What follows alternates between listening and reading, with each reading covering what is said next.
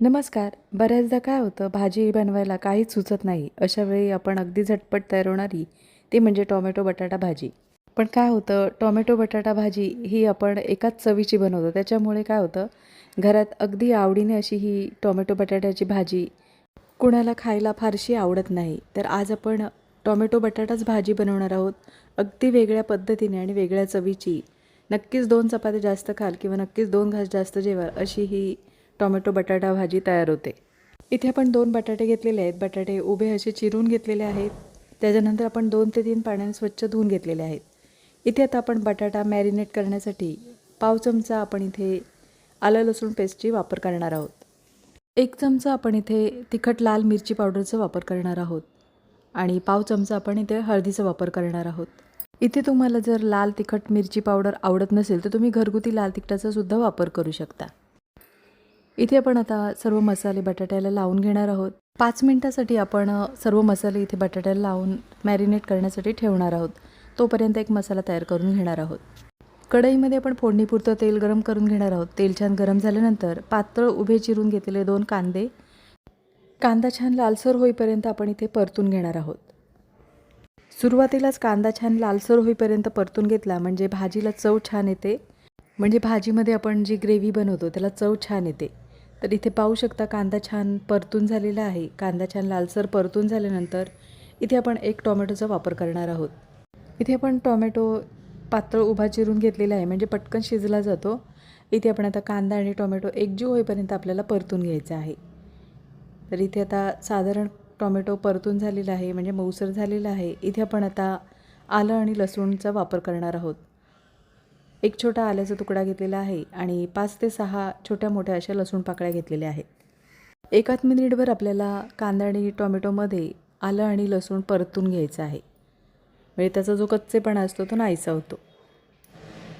तर इथे आता कांदा, टोमॅटो, आलं आणि लसूण छान परतून झालेला आहे. कढईमध्ये आपण काढून घेतलेला आहे. थंड झाल्यानंतर मिक्सरमध्ये बारीक करून घ्यायचं आहे. त्याच कढईमध्ये आपण थोडंसं तेल गरम करून घेणार आहोत. तेल छान गरम झाल्यानंतर मॅरिनेट करून घेतलेला बटाटा आहे तो आपण तेलावर परतून घेणार आहोत.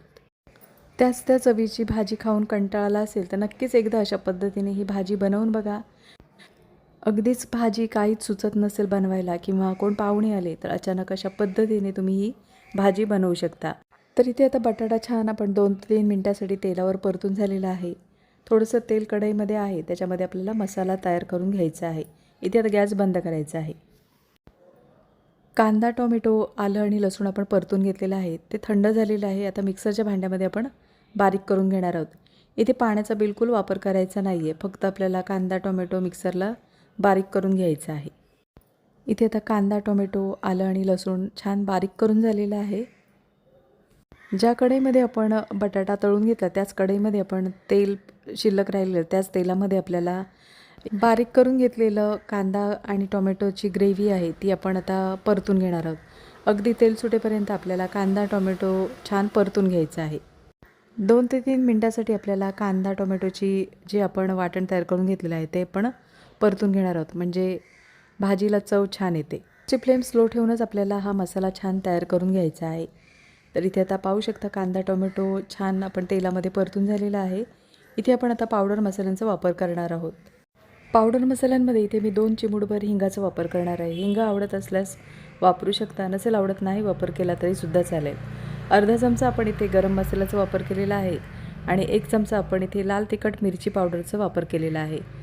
इथे आपण आता पावडर मसाले स्लो गॅसवर परतून घेणार आहोत.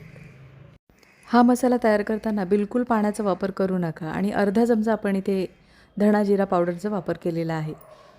साधारण तेल सुटेपर्यंत आपण गॅसची फ्लेम स्लो ठेवून मसाले छान परतून घेणार आहोत. इथे आता मसाले परतून झालेले आहेत आणि इथे आपण आता जे बटाटे तेलावर परतून घेतलेले आहेत ते मसाल्यामध्ये मिक्स करून घ्यायचे आहेत. ज्या भांड्यामध्ये आपण बटाटे आपण तळून घेतलेले त्याच भांड्यामध्ये आपण थोडंसं पाण्याचा वापर करायचा आहे. त्याला थोडंसं तेल लागलेलं आहे त्याच्यामुळे आपण थोडंसं पाण्याचा वापर करायचा आहे आणि भांडं आपण स्वच्छ धुवून घेतलेलं आहे. तर इथे आपण आता बटाटा छान मसाल्यामध्ये परतून घेणार आहोत. बटाटा मसाल्यामध्ये परतून झाल्यानंतर मिक्सरच्या भांड्यामध्ये आपण जो मसाला तयार करून घेतला त्याच मिक्सरच्या भांड्यामध्ये आपण थोडंसं पाण्याचा वापर करून मिक्सरचं भांडं आपण धुवून घेणार आहोत. इथे आपण बटाटा साधारण परतून घेतलेला आहे, त्याच्यामुळे इथे बटाटा शिजण्यापुरतं आपल्याला इथे पाण्याचा वापर करायचा आहे. इथे आपण आता मसाल्यामध्ये बटाटा व्यवस्थित असा परतून झालेला आहे. बारीक चिरलेल्या कोथिंबिरीचा वापर करणार आहोत. बारीक चिरलेली कोथिंबीर आणि चवीनुसार मिठाचा वापर करणार आहोत. मीठ आणि कोथिंबिरीचा वापर केल्यानंतर भाजी आपण एकदा ढवळून घेणार आहोत. इथे आता भाजी ढवळून झालेली आहे. गॅसची फ्लेम स्लो ठेवायची आहे आणि इथे आता वरून आवडत असल्यास तुम्ही बारीक चिरलेल्या कोथिंबिरीचा वापर करू शकता. इथे आपण कोथिंबिरीचा वापर केल्यानंतर झाकण ठेवून 5 मिनिटासाठी आपण बटाटा छान शिजवून घेणार आहोत. तर इथे आपण झाकणावरच थोडीशी कसुरी मेथीचा वापर करणार आहोत. झाकणावर कसुरी मेथी अशी पसरवून ठेवायची, म्हणजे थोड्या वेळाने ती छान कुरकुरीत अशी तयार होते. तर इथे आपल्याला भाजीमध्ये कसुरी मेथीचा वापर करायचा आहे. आवडत असल्यास तुम्ही कसुरी मेथीचा वापर करू शकता किंवा बारीक चिरलेल्या कोथिंबिरीचा सुद्धा वापर करू शकता. तर इथे आता 5 मिनिटं झालेली आहेत. बटाटा छान मऊसर असा शिजलेला आहे. इथे आपण आता जी कसुरी मेथी आपण झाकणावर ठेवलेली ती आपण हातावर चोळून भाजीमध्ये वापरणार आहोत. तुमच्याकडे जर कसुरी मेथी नसेल तर तुम्ही बारीक चिरलेल्या कोथिंबिरीचा सुद्धा वापर करू शकता. तर इथे आता गरम करून घेतलेली कसुरी मेथी आपण अशा पद्धतीने हातावर चोळून छान बारीक पावडर अशी करून घ्यायची आहे. अतिशय चविष्ट भाजी तयार होते. नक्की एकदा अशा पद्धतीने ही टोमॅटो बटाटा भाजी बनवून बघा आणि कमेंटमध्ये मला नक्कीच सांगा. कसुरी मेथी आणि बारीक चिरलेल्या कोथिंबिरीचा वापर केल्यानंतर 2 मिनिटासाठी आपण गॅसची फ्लेम स्लो ठेवायची आहे आणि स्लो गॅसवर आपल्याला भाजी छान उकळून घ्यायची आहे. तर इथे तर 2 मिनिटं झालेली आहेत. इथे पाहू शकता छान तर्री सुटलेली आहे भाजीला. तर 2 मिनिटं आपण अशा पद्धतीने भाजी आपण गॅसची फ्लेम स्लो ठेवून जर ठेवली तर छान मस्त अशी तर्रीदार अशी भाजी तयार होते. इथे पाहू शकता छान दाटसर अशी ग्रेव्ही तयार झालेली आहे. तर ही भाजी तुम्ही चपातीबरोबर, भाकरीबरोबर, भाताबरोबर किंवा ब्रेडबरोबर सुद्धा खाऊ शकता. ती पुरीबरोबर सुद्धा ही भाजी खाऊ शकता. नक्कीच एकदा अशा पद्धतीने ही भाजी बनवून बघा आणि कमेंटमध्ये मला नक्कीच सांगा. आजची रेसिपी आवडली असेल आणि चॅनलवर नवीन असला तर चॅनलला सबस्क्राईब करा आणि व्हिडिओ आवडला असेल तर लाईक शेअर करा. पुन्हा भेटू अशाच चमचमीत नवीन रेसिपीमध्ये.